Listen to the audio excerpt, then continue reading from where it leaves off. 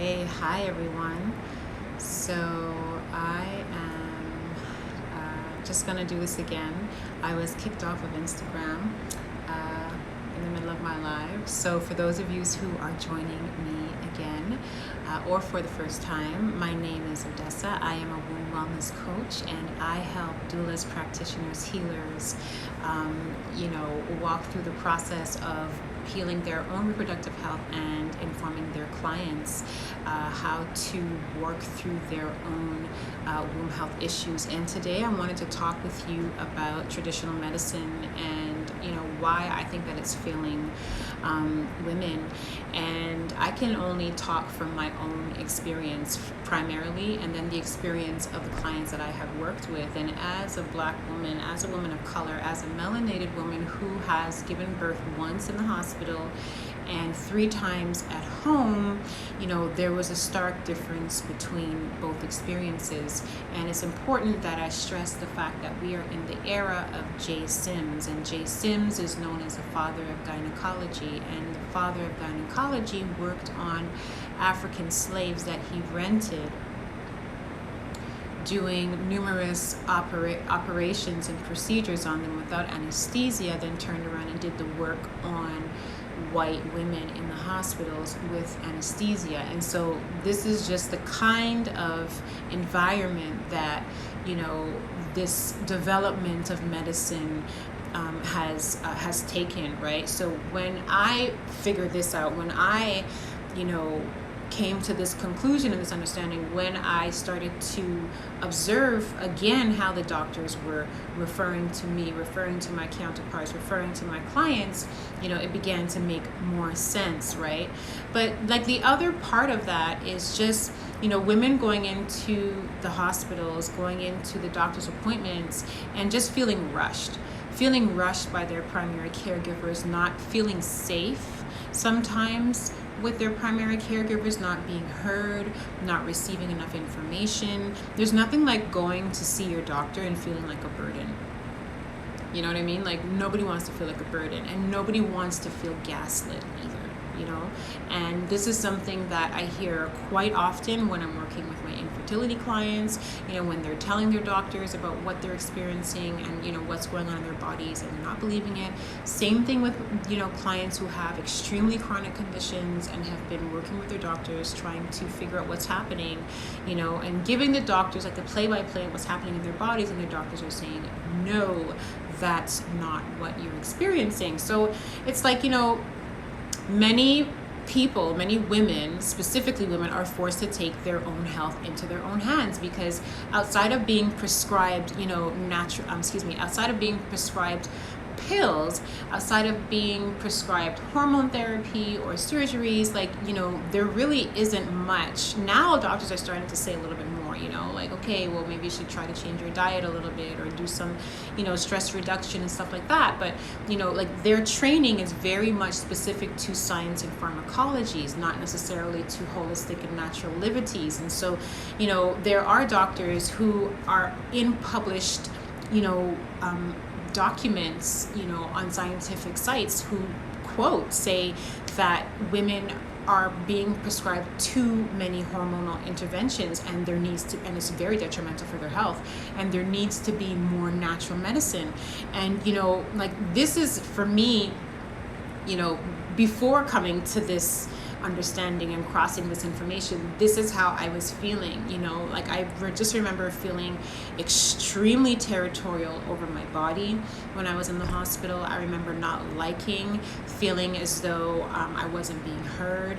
I remember wanting to do specific things when I was in the process of having my baby, but also feeling unsafe and not feeling confident enough to execute what it is that my body needed. And so I really wanted to learn more about how I could be of service to myself and to those women around. And so, this is like thousands of hours, literally, of studies that I started journeying into to come to the level of understanding that I have right now. But it wasn't easy, because in the beginning, as I was searching for these answers, no one knew what I was talking about, right? when I began, following that urge and that inclination to move away from performance, to move away from, the stage and start working more with natural medicine, like what was this? Like I remember talking to guidance counselors in universities and colleges and, where I live where I lived at the time, and there wasn't very much of a large movement within of natural medicine, period, and more specifically for women's medicine there was like nothing, right?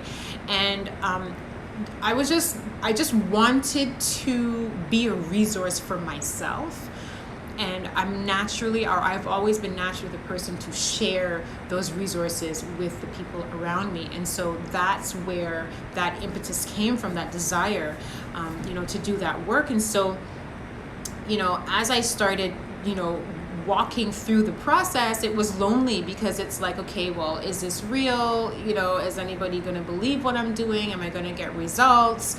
Like what exactly, like, why is nobody talking about this? How come it's so foreign? This is off of my path. This is off the beaten path. This is really hard on me. Who am I to do this work? Like so many setbacks I was coming across, and having conversations with people and them not knowing, and what are you doing? It doesn't make any sense.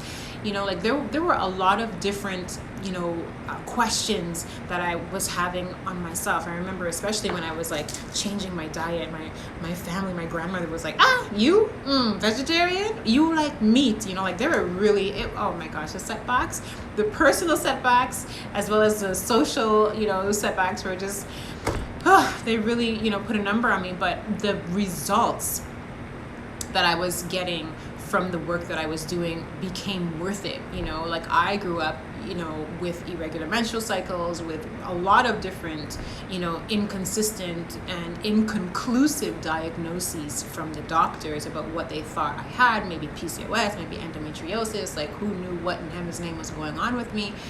Nothing was regular. But as I began addressing my health, because the doctors were not able to tell me anything except to take more medication, which is not what I wanted, as I began to do that work, I saw changes.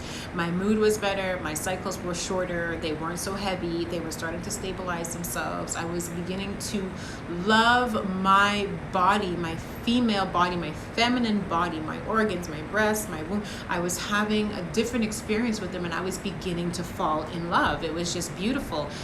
And so I began sharing this with those women around me, anyone who I can pull in, to my lair, get them onto my table and do this work. It was really important to be able to,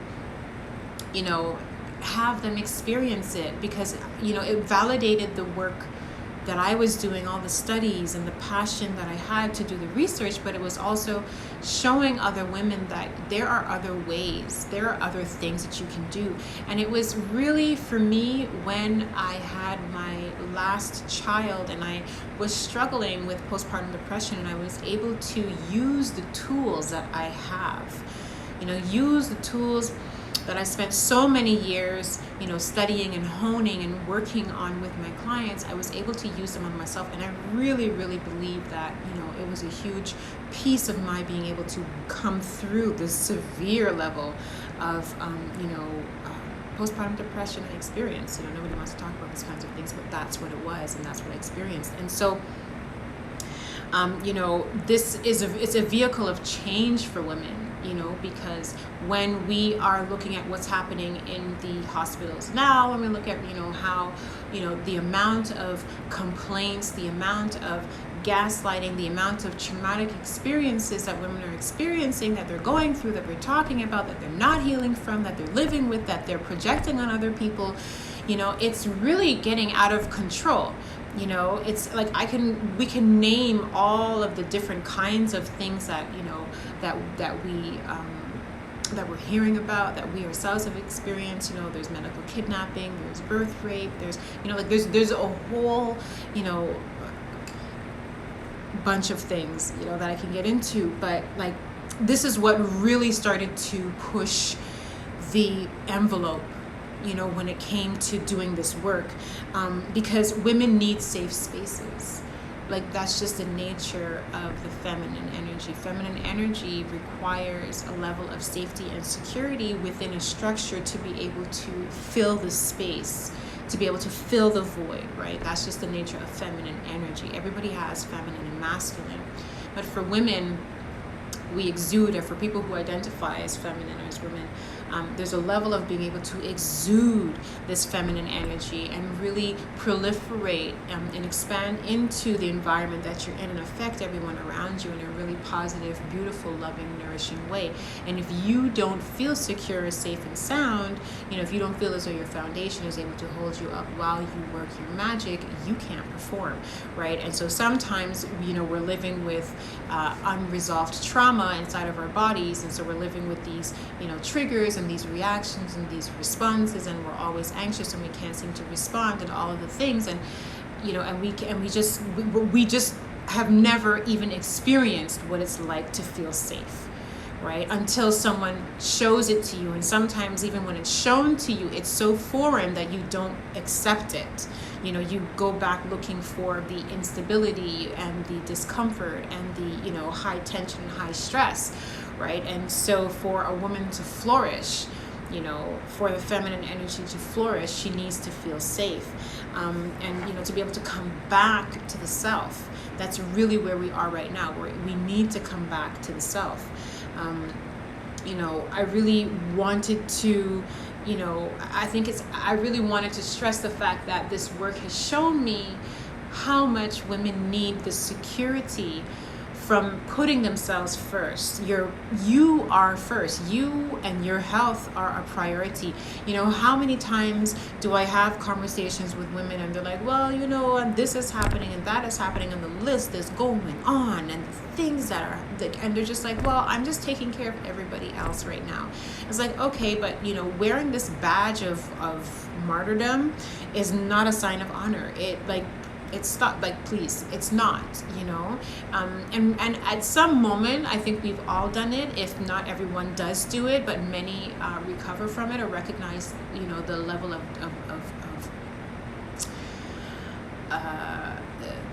the detriment that it does to you, right, by holding yourself up in this way. And it's like, especially for women who are working with women, who want to work with women, I've been having conversations with doulas and practitioners, other kinds of health practitioners, nurses and massage therapists, and licensed therapists. And it's like, okay, you are working with these women and you want to learn more about natural medicine. You want to learn more about natural healing, and you want to guide these women, because they're having conversations with you and you don't feel equipped to have the conversation with them, right?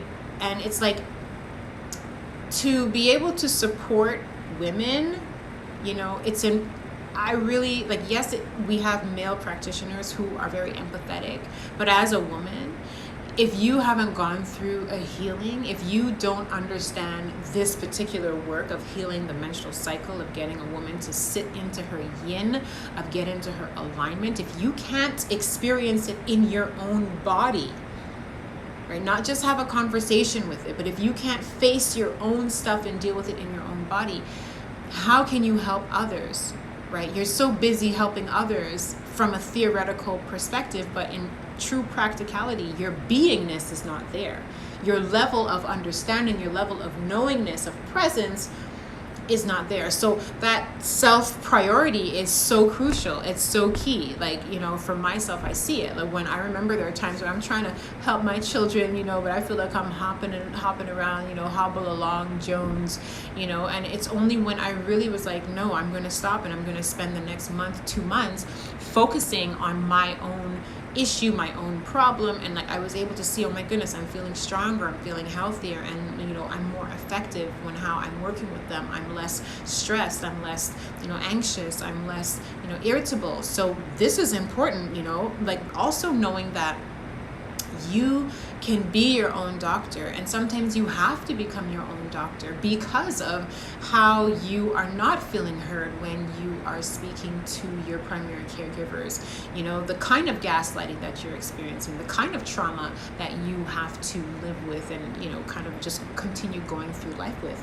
You know, these lifelong tools that I've, you know, learned, these lifelong tools that I impart onto my clients and that I am now imparting onto other women have been so crucial, because this is work that you pass on to your children. This is legacy work that we're doing when you're working with the womb, when you're working on healing the womb, when you're working on supporting women. Whatever it is that you're going to do, you're going to be teaching at least 2 to 3 generations, right? When you're teaching one woman, she's going to touch the women around her. She's going to touch her cousins, her sisters, her friends, her mothers, her children. This is what's going to happen.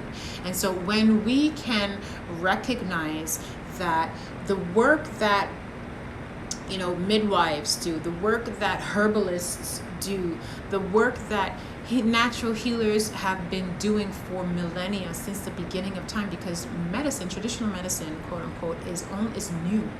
This is recent. This is like 200 years, 300 years, maybe a little bit more than that, but specifically women's medicine is like 200 years, 150 years old, right? So this is new.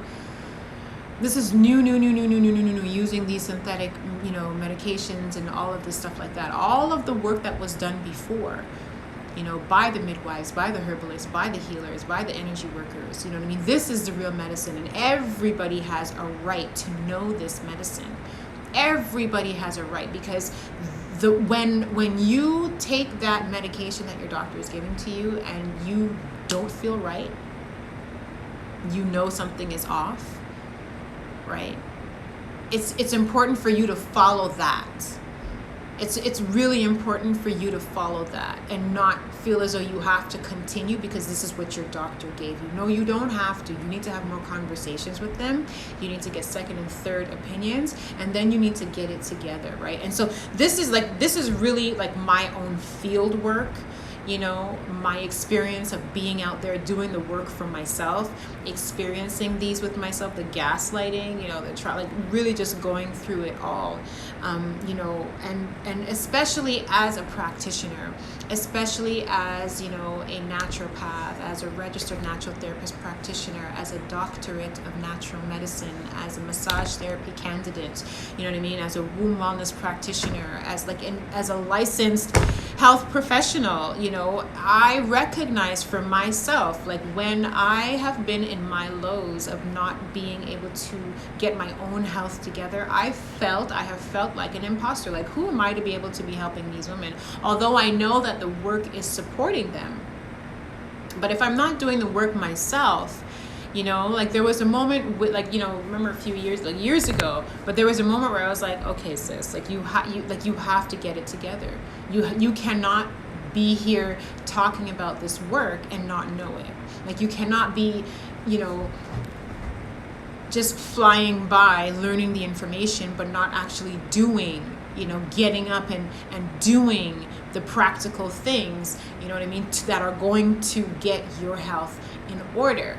You know, so when you're talking to the women about what herbs they should be taking, what food they should be taking, and the detox and how difficult it is, and the exercises and this and that, like, you know what to do.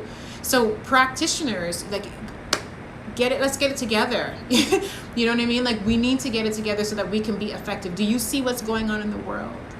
Do you see how they are treating women in the world? If you're not able to get a good understanding of it, I implore you to do the research, search up birth rape, search up medical kidnapping, search up medical apartheid, search up post-traumatic, you know, slave disorder and stress disorder, you know what I mean? Like, search up all of these different things, you know, race corrections, search up J Sims, search up Anarcha, you know what I mean? Like, let's do this and really give you that basis and that background for you to understand what it is that we're actually up against.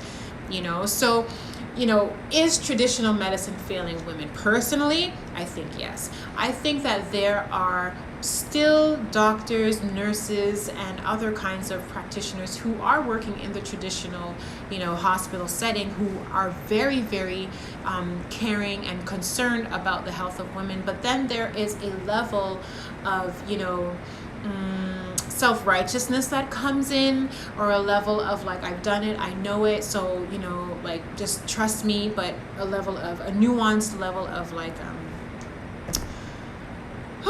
what would I say, when you become kind of sloppy with what you're doing because you know it all, right?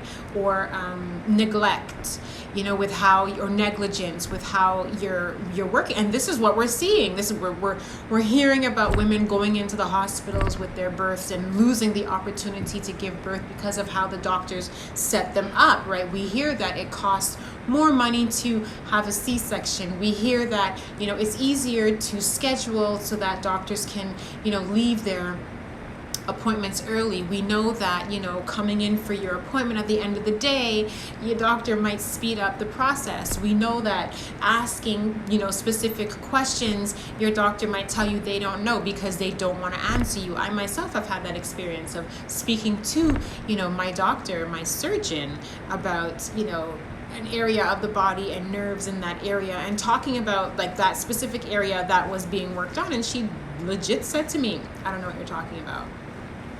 And it's like, why do we have to put up with this?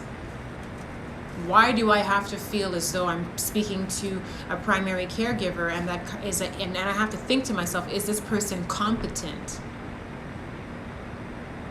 Because you graduated doesn't necessarily mean you know your stuff, right? And because you do the work doesn't mean necessarily that you are you're qualified, right? I mean, I can tell you stories. I remember hearing a story of actually some surgeons who were 100% not qualified to be a surgeon, and they did it for years, and they ended up having a very bad drinking habit because of how stressed they were, because of the work that they were doing in the surgery room without being accredited, right, as a surgeon. Imagine, this is the kind of stuff that's going on. But anyways, I digress. There's just that level of success that I think women have when they're working through medicine on their own, when they feel safe, when they are prioritizing their health, when their boundaries are clear, when the level of self-confidence and self-esteem is there, and she knows what she has, she knows what she's capable of doing, and she's able to experience it, And so I just wanted to come on and talk about that, and I wanted to encourage you to get more familiar with yourself, and what your abilities are as a person, as a healer, as a practitioner, as a doula, as whomever you are, and really just, give yourself that permission to reflect on your own journey as you're reflecting on your journey with your clients, or as you're looking to build your clientele. And if you're looking for more support and you like this kind of work and you're just interested to know more about it, please feel free to click on the link and join my Facebook group. I would absolutely love to host you in there. We talk about womb wellness and just other ways of understanding how we ourselves as women should, could, and can care for ourselves. So y'all take care, be well, and I will be back again soon to have more conversation with you.